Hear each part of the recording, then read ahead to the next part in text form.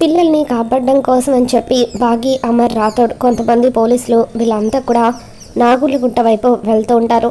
ఇకప్పుడు అక్కడ ఉన్న కొంతమంది పోలీసులు, సార్ ఇది చాలా ప్రమాదకరమైన చోటు, ఇక్కడ చాలా విషసర్పాలు కూడా ఉంటాయి సార్ అని చెప్పి అంటూ ఉంటే అప్పుడు అమర్, మరేం పర్వాలేదు, నా పిల్లల్ని కాపాడుకోవడానికి ఎంత కష్టమైనా సరే నేను వాటన్నిటినీ దాటుకొని పిల్లల్ని కాపాడుతాను, అందుకు నా ప్రాణాలపైన పర్వాలేదు అని చెప్పి అమర్ అంటూ ఉంటాడు. ఇక అలా అమర్, బాగి, రాథోడ్ వీళ్ళంతా కూడా నడుచుకుంటూ వెళ్తూ ఉండగా అక్కడున్న గుట్టల్లో నుండి రాళ్ళు బద్దలు కొట్టుకొని ఒక పెద్ద విషసర్పం అమర్ వాళ్ళ మీదకి దూసుకు వస్తూ ఉంటుంది. ఇక అలా ఆ సర్పాన్ని చూడగానే బాగి, అమర్, రాథోడ్ వీళ్ళంతా ఒక్కసారిగా షాక్ అవుతూ ఉంటారు. ఇక అక్కడున్న పోలీసులు ఆ పెద్ద సర్పాన్ని చూడగానే, సార్ అది ఎంతో భయంకరమైన విషసర్పం, దాన్ని దాటుకుని మనం ఆ బంగ్లా దగ్గరికి చేరుకోలేం సార్ అని చెప్పి వాళ్ళు అక్కడి నుండి పారిపోతూ, సార్ వెంటనే మీరు కూడా వచ్చేయండి సార్, లేకపోతే ప్రాణాలకే ప్రమాదం అని చెప్పి ఆ పోలీసులు అక్కడి నుండి పారిపోతారు. రాథోడ్, బాగి, అమర్ వీళ్ళు ముగ్గురు మాత్రమే అక్కడ నిలబడి ఉంటారు. ఇక రాక్ష సర్పం దారికి అడ్డుగా పడగ విప్పి వాళ్ళ మీద బుసలు కొడుతూ ఉంటుంది. దాంతో బాగి, అమర్ వీళ్ళిద్దరూ కూడా ఎంతగానో కంగారు పడిపోతూ ఉంటారు. మరోపక్క అరవింద్ పిల్లల్ని ఒక బంగ్లాలో బంధిస్తాడు. ఆ పిల్లలందరినీ కూడా కింద కూర్చోమని చెబుతాడు. ప్రిన్సిపల్ మేడం చైర్లో కూర్చొని ఉంటుంది. ఇక అలా తీవ్రవాదులు అంతా కూడా ఆ పిల్లల చుట్టూ తుపాకీలు పట్టుకొని తిరుగుతూ ఉంటారు. ఆ అమరేంద్ర ఖచ్చితంగా తన పిల్లల ప్రాణాలు కాపాడుకోవడానికి ఇక్కడికి వస్తాడు. ఆ అమరేంద్ర ఇక్కడికి వచ్చిన తర్వాత వాడి కళ్ళ ముందే వాడి పిల్లల్ని షూట్ చేస్తాను అని చెప్పి అరవింద్ అంటూ ఉంటాడు. ఇక అందరూ భయపడిపోతూ ఉంటారు. ప్లీజ్ అంకుల్ మమ్మల్ని వదిలేసేయండి అని చెప్పి బతిమలాడుతూ ఉంటారు. అంజు మాత్రం ఏమీ మాట్లాడకుండా సైలెంట్గా ఉంటుంది. ఏంటి నువ్వేం భయపడడం లేదు, నీకు భయంగా అనిపించడం లేదా అని చెప్పి అరవింద్ అడుగుతూ ఉంటాడు. నేనెందుకు భయపడాలి, ఖచ్చితంగా మా డాడీ వస్తాడు, మా అందరినీ కాపాడి తీసుకువెళ్తాడు అని చెప్పి అంజు అంటూ ఉంటుంది. ఇక దాంతో ఇంత జరుగుతూ ఉన్నా ఈ పిల్లలో ఏమాత్రం భయం లేదు.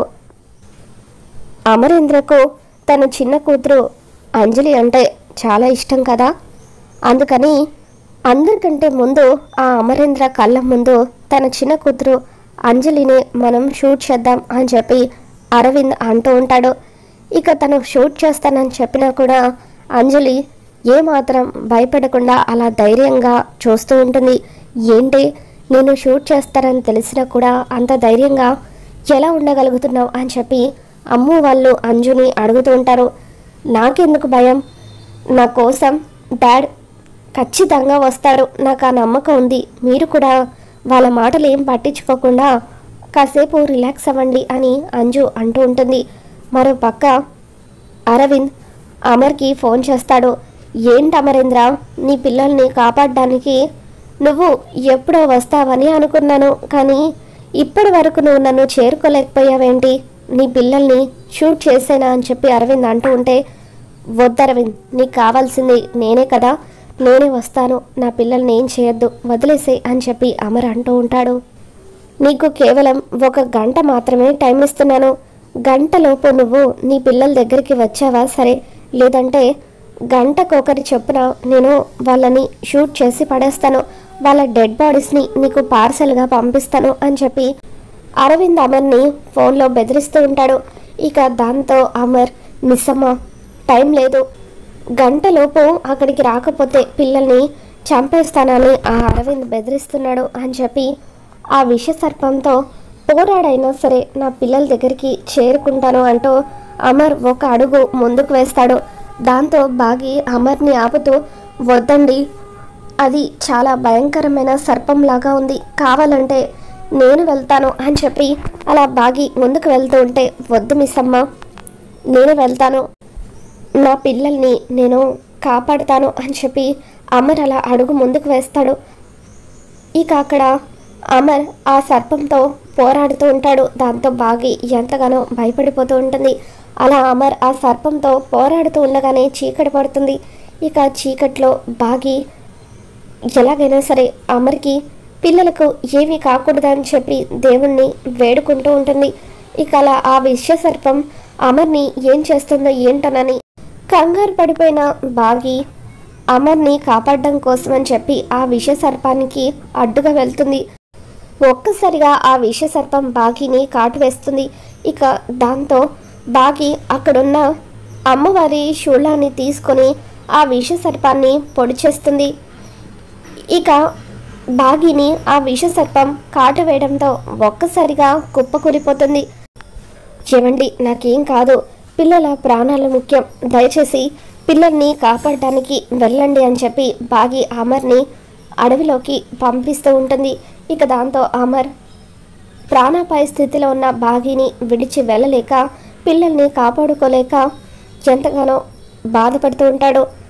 అటువైపుగా కొంతమంది నాటు వైద్యులు మూలికల కోసమని చెప్పి అడవిలోకి వెళ్తూ ఉంటారు. అలా బాగి స్పృహ కోల్పోయిన చోటుకి ఆ నాటు వైద్యులు వస్తారు. ఏమైంది అమ్మాయికి అని చెప్పి ఆ నాటు వైద్యులు అడుగుతూ ఉంటే, ఒక పెద్ద సర్పం మా మిస్సమ్మను కాటు వేసిందయ్యా అని చెప్పి రాతోడు వాళ్ళకి చెబుతూ ఉంటాడు. దాంతో ఆ నాటు వైద్యులు బాగిని పరీక్షించి త్వరగా ఈ అమ్మాయికి వైద్యం మొదలు పెట్టాలి, లేదంటే ఆ రాజసర్పం కాటు వేసింది కాబట్టి ఈ అమ్మాయి ప్రాణాలు ఏ క్షణానైనా పోవచ్చు అని చెప్పి ఇక విషం పై వరకు ఎక్కక ముందే వైద్యం మొదలు పెట్టాలి, అటు పడుకోబెట్టండి అంటూ వాళ్ళ దగ్గరున్న మూలికలతో బాగీకి వైద్యం చేస్తూ ఉంటారు.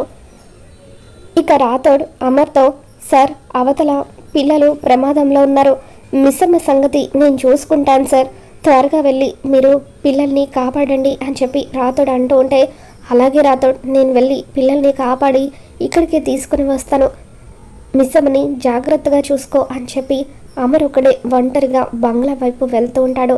ఇక అమర్ బంగ్లా వైపు వస్తూ ఉంటే ఇక ఆ చుట్టుపక్కల అంతా కూడా ల్యాండ్ మైన్స్ అన్నీ ఫిక్స్ చేసి ఉండడంతో ఇక అరవింద్ ఎంతగానో ఆనందపడిపోతూ ఉంటాడు. అమరేంద్ర, నువ్వు ఇక్కడికి వచ్చేటప్పుడు నేను బిల్డింగ్ చుట్టుపక్కల అంతా కూడా ల్యాండ్ మైన్స్ని సెట్ చేశాను, ఒక్క దాని మీద కాలు వేసినా సరే నువ్వు పేలిపోయి పీస్ పీస్ అయిపోతావు, ఒకవేళ నీ తెలివితో వాటన్నిటినీ దాటుకొని నువ్వు ఇక్కడి వరకు వచ్చినా సరే నీ పిల్లలను నేను ప్రాణాలతో విడిచిపెట్టను, నీ కళ్ళ ముందే షూట్ చేసి పడేస్తాను అని చెప్పి అరవింద్ ఎంతగానో ఆనందపడిపోతూ ఉంటాడు.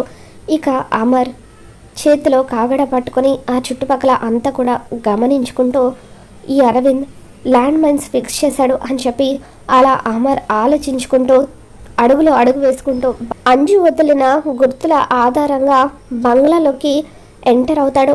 ఇక అలా బంగ్లాలోకి ఎంటర్ అయిన తర్వాత అరవింద్తో, అరవింద్ నీకు కావాల్సింది నేనే కదా, కావాలంటే నా ప్రాణాలు తీసుకో, పిల్లల్ని ఏం చేయొద్దు అని చెప్పి అమర్ అడుగుతూ ఉంటే అప్పుడు అరవింద్ పగలబడి నవ్వుతూ, నేను ఇక్కడి వరకు రప్పించింది నీ పిల్లలను క్షేమంగా విడిచిపెట్టడానికి కాదు, నీ కళ్ళ ముందే నీ పిల్లల ప్రాణాలు తీయడానికి అని చెప్పి అరవింద్ అంటూ ఉంటాడు.